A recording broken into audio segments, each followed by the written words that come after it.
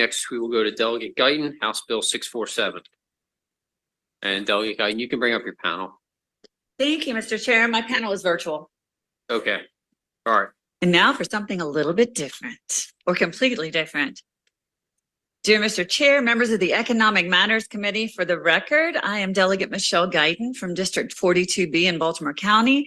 I do not come before you very often, but I'm respectfully here to request a favorable report on House Bill 647, which will establish regulations for pet insurance in Maryland. Now, I know you haven't heard a lot about pet insurance over the past couple of years because it is basically the Wild West of insurance in Maryland. And I'm certainly hopeful that the subcommittee chair in insurance, Delegate Frazier Hidalgo, is not as easily enraged as we've just heard that your current chair, sometimes vice chair, can be. So, insurance in Maryland. Now, I know you haven't heard a lot. Y'all know how to scare somebody. The bill that I'm bringing forward today is actually modeled from the National Association of Insurance Commissioners pet insurance model. Yes, they do have one, and it provides transparency and clarity for consumers. So it's a very edgy bill, as was described by your chair earlier this week, and it falls perfectly into the theme of this committee this year, which is to protect consumers, but also in this case, pets. The framework that you're going to hear about creates clear definitions for terms that are commonly used when purchasing pet insurance. And the framework also establishes information about what must be disclosed prior to purchasing, ranging from policy exclusions, expected consumer contributions, to possible coverage reductions. So I've worked with I want to say my office has worked very, very hard on this bill. And so I want to shout out Caitlin Clem-Kellner, who's behind me, if she hasn't run out yet, who has really done yeoman's work on this bill after it initially began with a constituent service visit, basically to a pet ER in our district. And we recognized after talking to them and many other veterinarians in the area that this was a real problem for Marylanders. So thank you, Caitlin. So we have worked with the Maryland Insurance Administration to craft the language that fits Maryland's needs the best. It should also be noted that Maryland was one of the 14 states, along with DC, that actually was a part of the pet insurance working group, along with the National Association of Insurance Commissioners, the American Veterinary Association, and the American Property Casualty Insurance Associations. And that's where the bill before you really comes from, those groups. So this is where I turn into Delegate Guyton and become all touchy-feely. Maryland shelters continue to be over capacity, and high medical costs are a primary reason that families choose to or have to surrender their animals to shelters. So by moving forward HB 467, you'll open the door for more consumer transparency and confidence, which you all care about, and help Marylanders keep and protect their pets, which I also hope you all care about. So thank you very, very much. And I am going to turn it over to my virtual panel. All right, let's see if we can do this without creating chaos. Carrie, we're going to start with you, okay? Sure, absolutely. Can you hear me? Yep, I got you. Okay, fantastic. Well, thank you, members of the committee and Delegate Guyton, for introducing this legislation. My name is Carrie Lee. I'm not there virtually or there physically. I wish I was, but let me tell you why. This bill has been adopted by 7 states in the last legislative session. It's up for adoption in 11 more this session. And the reason why it's so popular is because it has all the consumer protections that are needed, and it sets a level playing field for the industry. So I'm here on behalf of the North American Pet Health Insurance Association, and we are in support of this bill, so favorable with some minor technical amendments that we have talked to the Maryland Department about, and that we'll work those out as the bill moves through the process, but they're very minor and technical. We hope this committee can support this, and we hope the Maryland legislature will pass it and it can be signed by the governor. It is good public policy. During the 2 years at the NAIC, we had the veterinarians on board, industry on board, but most importantly, the consumer representatives. I'm happy to answer any questions about it. And again, thank you so much for hearing it. Thank you, ma'am. Next we'll go, sorry, sir, is it Renee? Okay, go ahead. You're on mute. Great. Hello, Chairman, committee members. Good afternoon, and thank you for the opportunity to testify today. My name is Dr. Renee Varela. I'm a resident and veterinarian in Northeastern Baltimore County. Today, I speak as both a practicing veterinarian and president-elect for the Maryland Veterinary Medical Association. The MDVMA has submitted written testimony in favor of HB 0647, and I encourage each of you to review that document for the details of our favorable recommendation. Today, I'm testifying to bring home why such a bill is necessary in the first place. If you ever had the joy of welcoming a new pet into your home, then you know that excited flurry of activity in those first days. While there's an abundance of information available online, not all of it is as helpful as we'd want it to be. Time and again, the vast majority of clients state that they just want to do the right thing for their pets, but they're confused. As veterinarians, we gladly field so many of these questions and do our best to allay client concerns and hopefully educate them along the way. Pet insurance happens to be one of the most challenging issues to discuss in our limited time with clients. The truth is that we are experts in animal care and welfare, but not insurance. So we heartily welcome the intent of this bill and Delegate Guyton's hard work on this bill to require that these policy terms to be clearly stated up front by the insurance provider so that clients understand what is included to them and what to expect when visiting the veterinarian with their policy.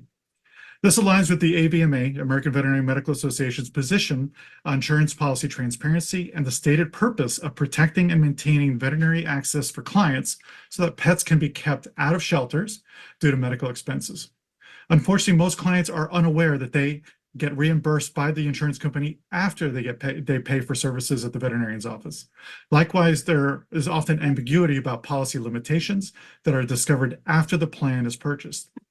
Finally, by passing HB 0647, we would help preserve the precious 15 to 30 minutes of time that the client has with the veterinarian for what matters most to the pet and their family. That's ultimately why people love visiting their veterinarian and why most of us became veterinarians in the first place. Thank you. Thank you, sir. Go ahead, Adam.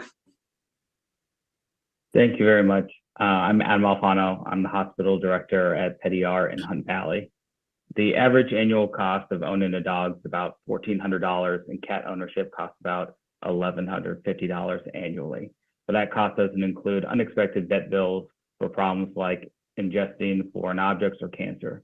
1 in 3 pets need emergency veterinary treatment every year, and a pet receives emergency care every 2.5 seconds in the United States. About 2/3 of U.S.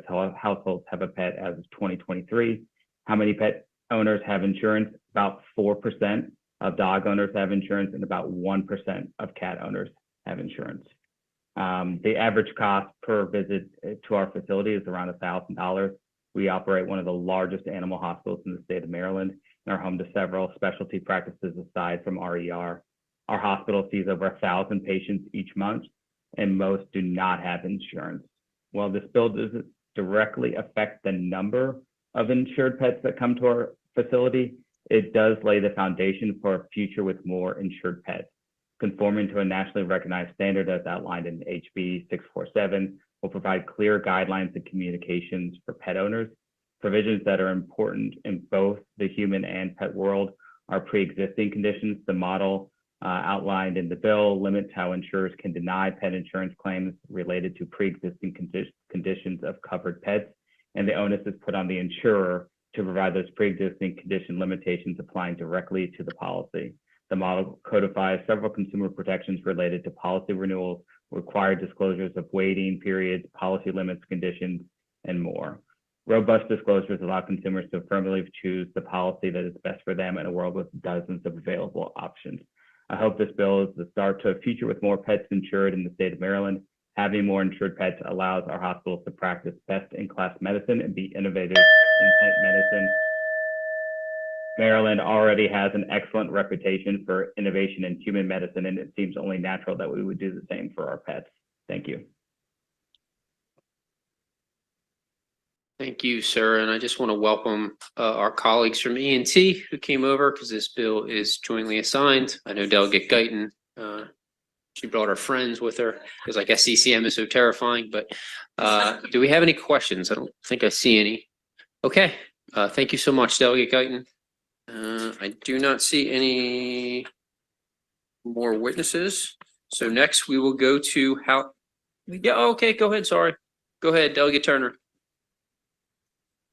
Just a quick little question. Delegate, how much is this? Because I would like to get my dog this insurance, this pet. How much is it very expensive? I'm so sorry. I'm having trouble hearing her. How much is pet insurance is I think is Yeah. her general question. Okay. I do not personally have pet insurance. Although we've done a lot of research on different policies. The reason that I don't have pet insurance is because I've heard from so many people that it's not as helpful in its current forms, which is why I brought this bill. I did have a $2,500 overnight ER stay for my puppy, which got me really interested. But I think Carrie can probably give you the best information about costs across the nation and in Maryland. I would suggest though, maybe you don't want to buy it until we pass this bill. Hey, Carrie, do you want to jump in here real quick?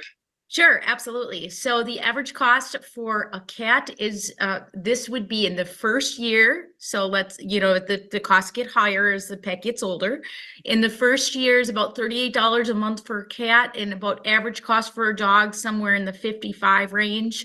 But consumers do need to know that as your pet gets older, and the vets can tell you this, they age quickly, their costs go up. And so that's something that's very important in this bill. It makes sure that consumers are aware of that. Okay, so it's really no different than insurance for a human. Okay, True. They just age a little quicker than us. Delegate Weibel. Hey, Mr. Chairman, I know we sell pet insurance in the state now, and am I to understand there's just no regulation or statute governing that? Or is this replacing something that's already in place? It's not replacing much, but is there somebody on this call who prefer to answer to the specifics of that? Maybe Carrie again. Yeah, I'm happy to answer it. So the current, there is current statutes around property and casualty insurance, and pets are considered property, but there isn't anything specific to pet insurance. So this legislation creates the framework, the regulatory framework for the DOI, the Maryland DOI, to enforce certain requirements on all the pet insurers. And the fiscal note says that there's no really fiscal impact, that they'll. Actually, can I correct that and say by magic, the fiscal note says that there might actually be an increase in revenues based on this bill? So I've just never seen that before, so I wanted to point it out. And that's based on what, charging the insurer? Filing fees, they say it's possible that we have a slight fiscal revenue increase. Okay, thank you. Mhm. All right, seeing no questions, that concludes this bill hearing. Thank you so much, Delegate Guyton.